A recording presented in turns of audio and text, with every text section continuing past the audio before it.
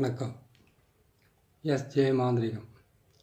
இந்த மாந்திரிகத்தில் இலவச மாந்திரிக பயிற்சி. பாவை பிரயோகம் செய்வது எப்படி?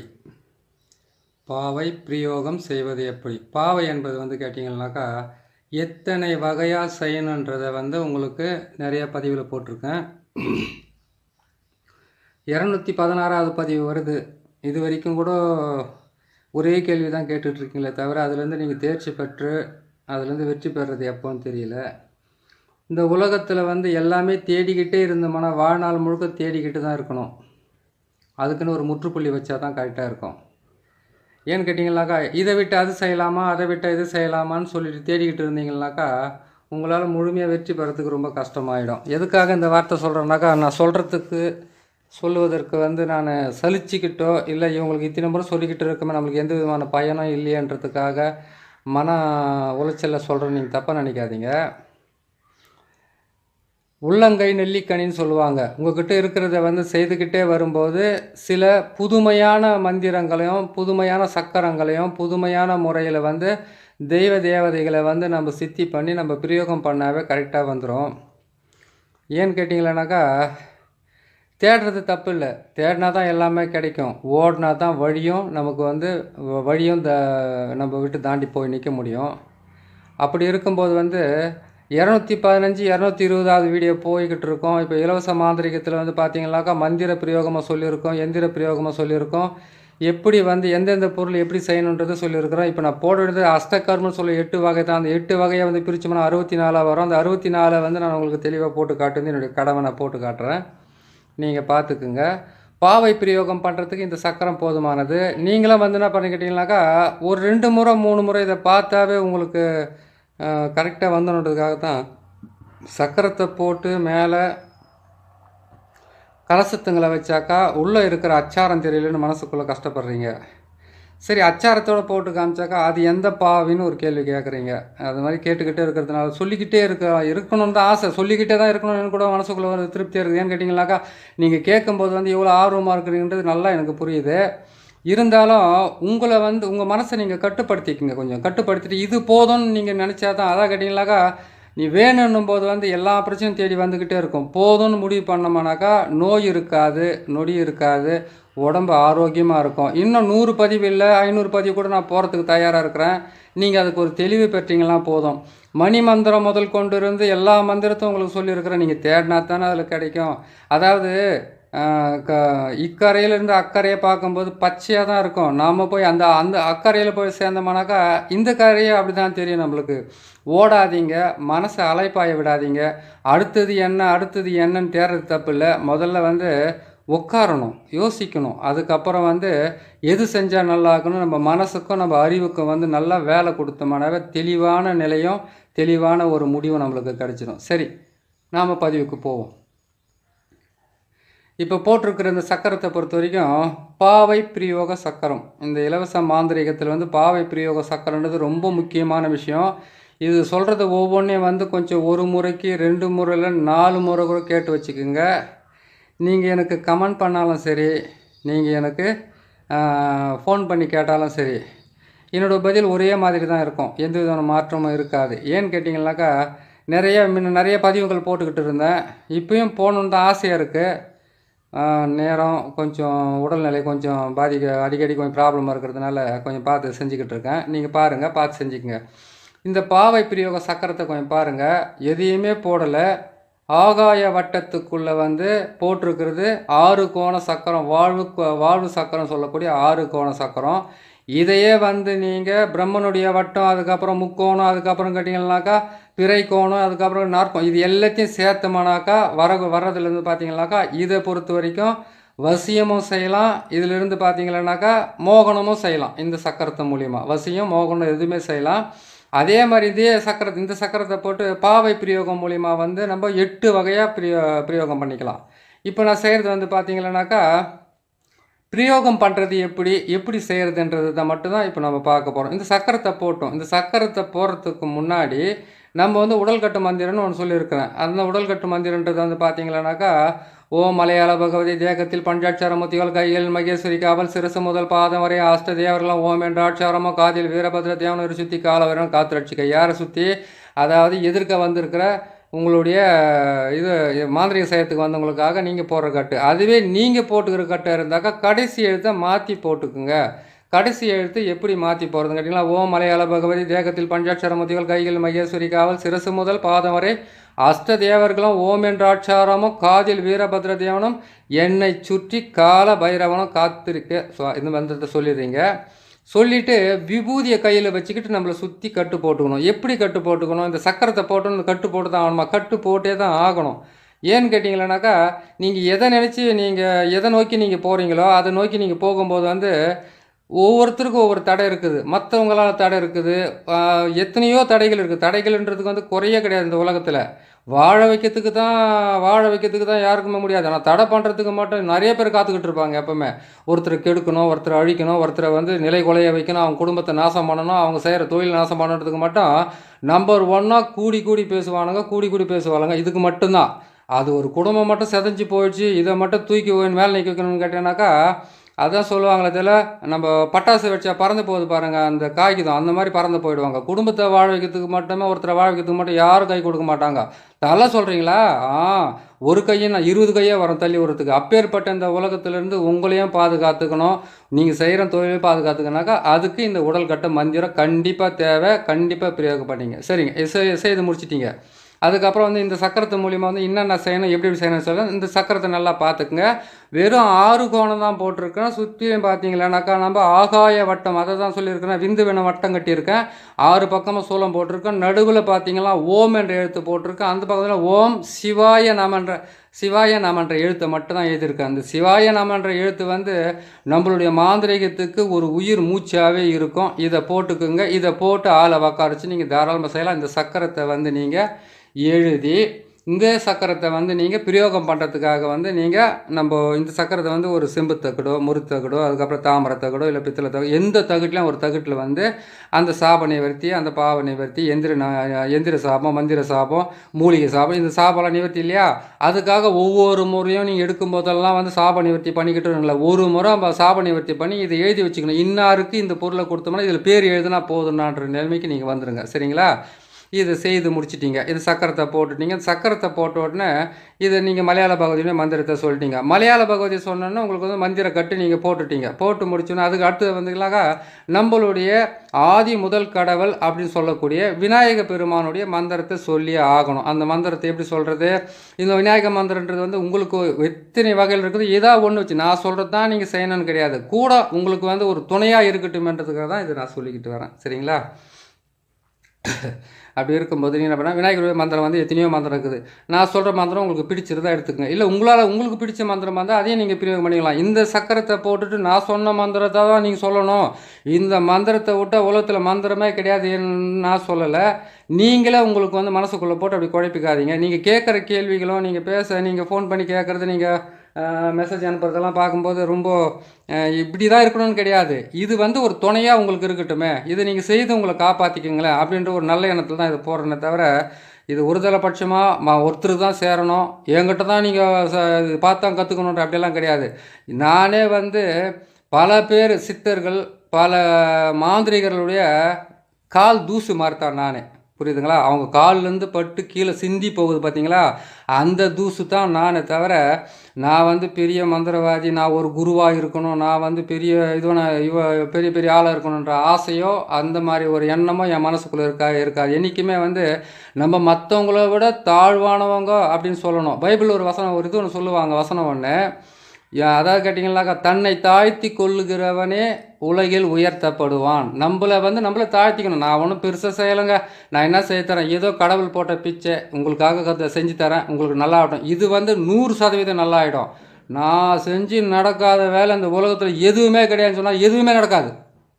நான் உண்மையாக சொல்லிடுறேன் உங்ககிட்ட. ஏன்னு கேட்டிங்கன்னாக்கா, நிறைய பேர் பார்க்குறீங்க, நிறையா பேர் பார்த்துக்கிட்டு இருக்கீங்க. நல்லா எனக்கு வந்து நான் பார்க்கும்போது தெரியுது. எனக்கு வந்து எல்லா கலையுமே வந்து நான் கண்ணீரோடு கற்றுக்கிட்டு இந்த கலைகளை வந்து வீணாக்க வேணாம்.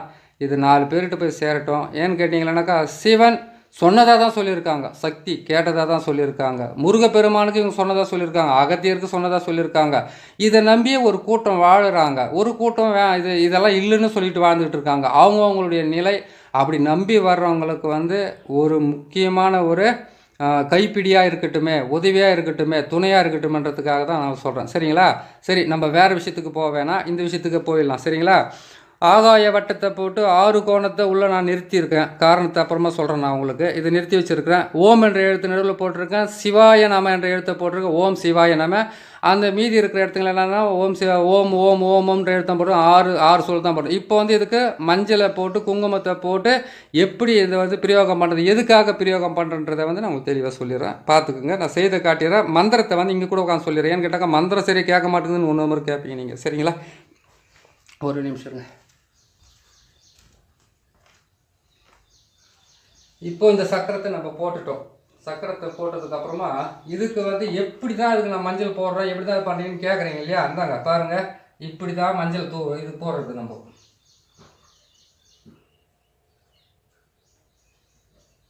இதை போட்டுட்டோமா? இதுக்கு வந்து கேட்டிங்கன்னா இந்த ஆகாய வட்டத்துக்கு நம்ம மஞ்சள் தான் போடுறோம்.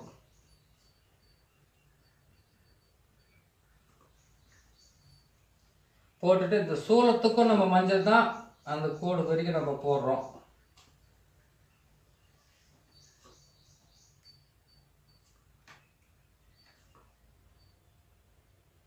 போட்டுட்டோம். இந்த ஓம் என்ற அச்சாரம் போட்டிருக்கலையே, அதுக்கும் கொஞ்சம் மஞ்சள் தூவி தான் தீரணும். அதுக்கு நம்ம லேசாக போடுவோம். இது மாதிரி நீங்கள் போகிறதுக்கு உங்களுக்கு நீங்கள் பழக்கப்படுத்திக்கிங்க. நீங்கள் செய்கிறதுக்கும் உங்களுக்கு நல்லாயிருக்கும். இதிலே தான் நான் கலசம் கட்டுவேன். இதிலே தான் நான் கலசம் கட்டி இதிலே தான் வரவங்க செய்து கொடுப்பேன். நீங்களாம் பார்த்து செஞ்சுக்க. குங்குமத்தை வந்து இன்னொரு 6 கோணத்துக்கு விடாத வழியில் நம்ம போட்டுடுறோம்.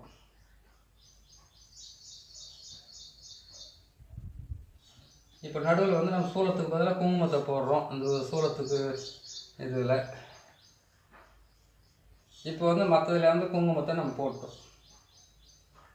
இதுதான் பாவை பிரயோகத்துக்கு உண்டான சக்கரம். இந்த சக்கரத்தை போட்டு நீங்கள் அதாவது கேட்டிங்கன்னா தரையில் போட்டு ஆள் வந்தாங்கன்னாக்கா இந்த பக்கமும் பாவையை வச்சு நீங்கள் பிரயோகம் பண்ணி பிரிக்கிறதா சேர்க்கிறதான்றதை நீங்கள் மந்திரத்துங்க மூலியமாக தான் நீங்கள் செஞ்சுக்கணும். ஆனால் பாவை பிரயோகன்ற ஒரு பிரயோகத்துக்கு வந்து இந்த சக்கரம் தான் கரெக்டாக இருக்கும். சரிங்களா?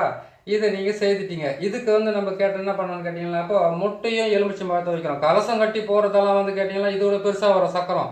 அப்போ தான் கலசம் கட்டி அதை வைக்க முடியும். இப்போ இதில் வந்து கேட்டிங்கன்னா பாவை பிரயோகம் பண்ணுறது எப்படின்னு தான் சொல்கிறேன். பாவையை வந்து நீங்கள் வசியத்துக்கு பிரயோகம் பண்ணுறதா, அப்படி இல்லைன்னு கேட்டிங்கன்னாக்கா இதை வந்து மோகனத்துக்கு பிரயோகம் பண்ணுறதா, பிரிக்கிறதுக்கு பிரயோகம் பண்ணுறதா இல்லை. பாவை பிரயோகத்துக்கு வந்து 4 வகையா 8 வகையாக நம்ம பண்ணலாம். ஆனால் இப்போ சொல்கிற விஷயத்த வந்து பார்த்துக்கோங்க, நான் எப்படி செய்கிறேன்னு சொல்லிட்டு. சரிங்களா?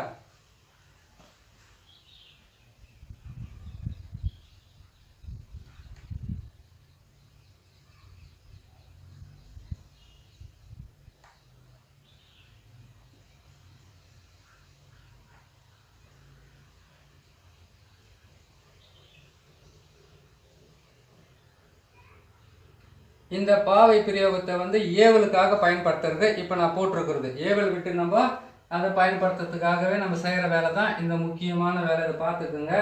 அதுக்கப்புறம் எப்படி செய்கிறாங்க ஏன் குழம்புறீங்க?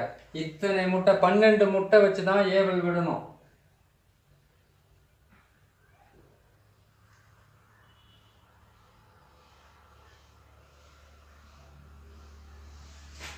இதை வச்சுட்டுமா? இப்போ இதுக்கு 6 எலுமிச்சம்பழம் தேவை. இது எலுமிச்சம்பழமாக சாத்துக்குடி கொடுத்தா எவ்வளோ பைசா கொடுக்குறாங்க?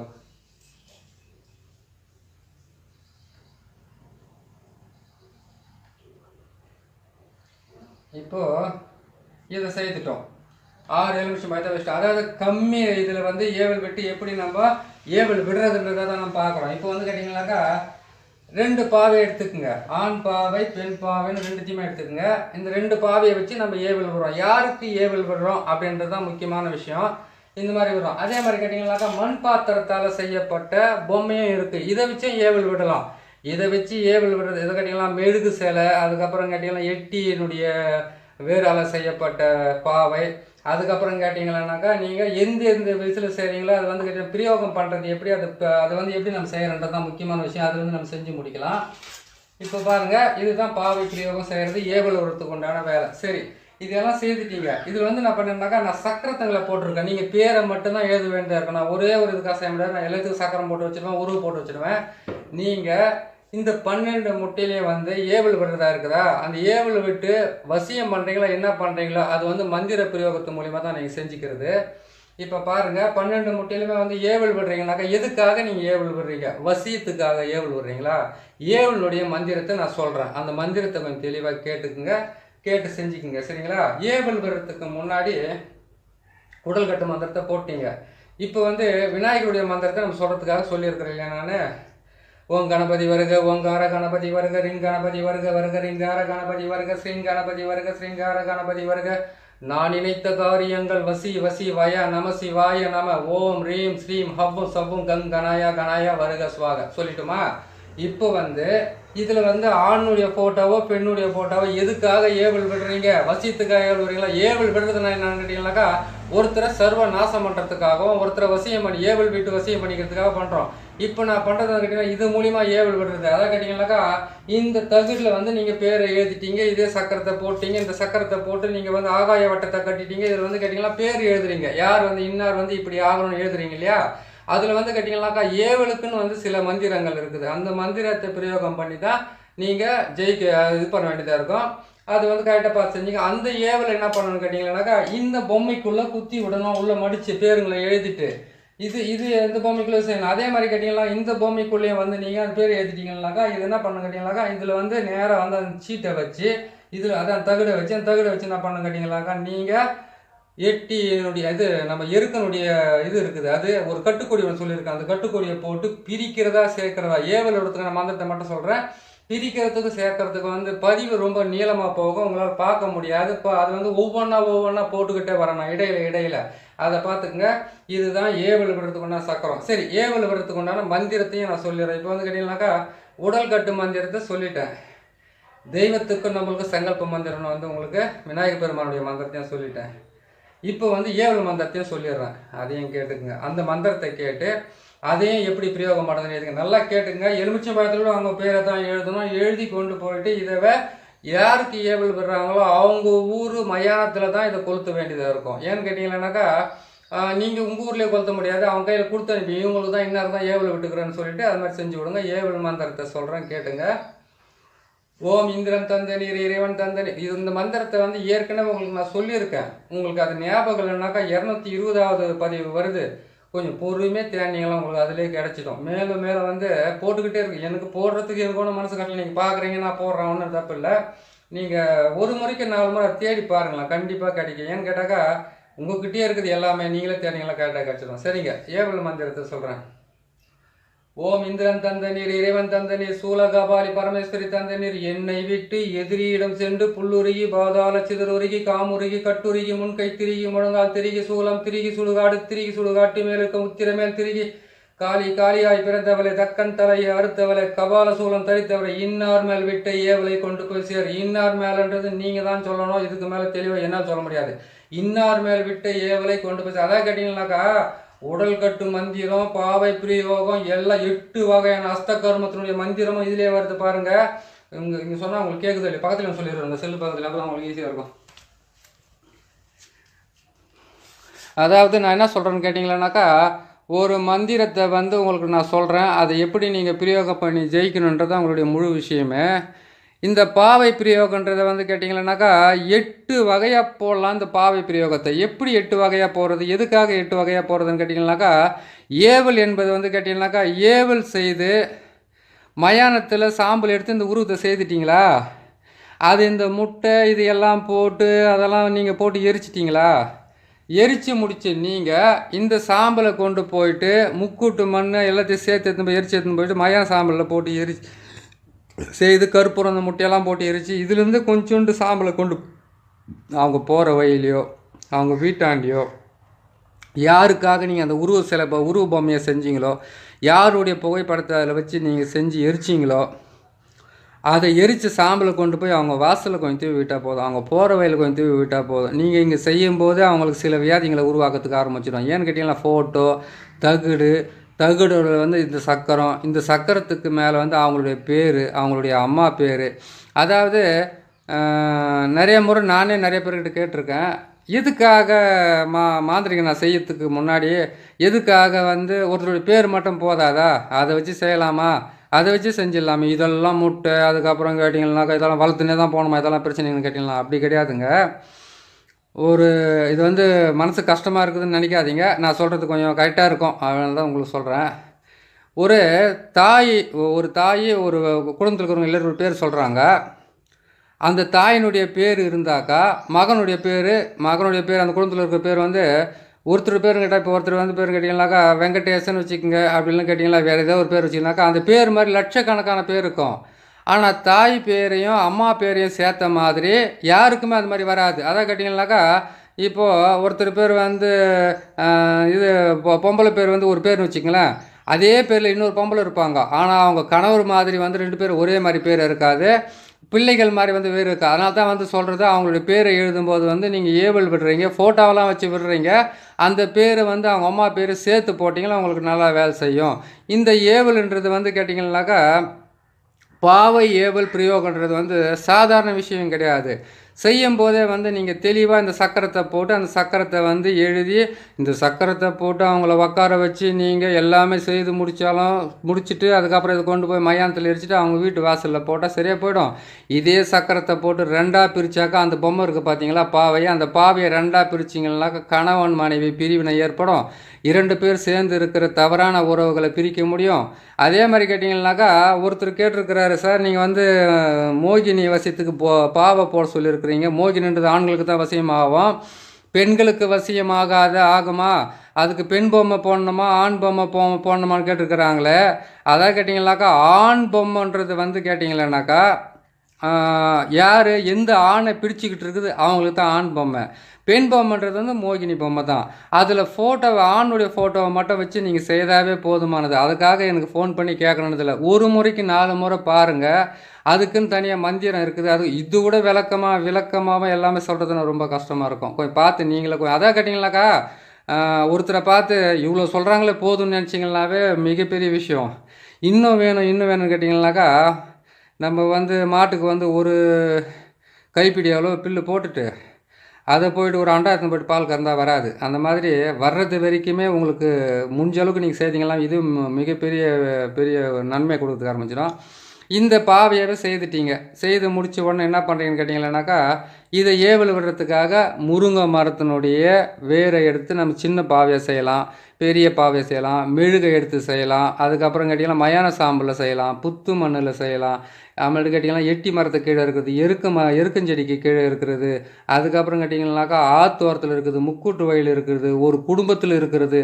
அதெல்லாம் கேட்டிங்கன்னாக்கா இதெல்லாம் எடுத்து தான் ஒரு உருவத்தை செய்கிறோம். அதாவது இது சேர்த்துட்டு, ஆனால் நீங்கள் தூவி விட்டுட்டு சீக்கிரமாக வேலை நடக்கணும்னு கேட்டிங்கன்னா மயான சாம்பல் இல்லாமல் செய்ய முடியாது. இது வந்து 7 நாள் 8 நாள் 16 நாள் ஆகுதுன்னு கேட்டிங்கன்னாக்கா, அந்த மயான சாம்பலில் நீங்கள் செய்து இது எல்லாம் இந்த முட்டையெல்லாம் போட்டு கற்பூரத்தை நிறையா வாங்கி எரிச்சிட்டு அந்த சாம்பலை உங்கள் கைப்படாமல் கையில் ஒரு க்ளோஸோ கையில் வந்து கேட்டிங்களானாக்கா ஒரு பிளாஸ்டிக் கவரை போட்டுக்கிட்டு இந்த சாம்பலை கொண்டு போய்ட்டு அவங்க வீட்டை சுற்றி அவங்களுக்கு இருக்கக்கூடிய இடத்த சுற்றி அவங்க போகிற வழியில் வர்ற வழியில் தாண்டுற மாதிரி அவங்க செய்கிற தொழில் ஸ்தாபனத்துலேயோ அவங்க செய்கிற வியாபாரம் செய்கிற இடத்துலையோ அவங்க வீட்டாண்டியோ இல்லைனாக்கா எங்கன்னா போடுங்க.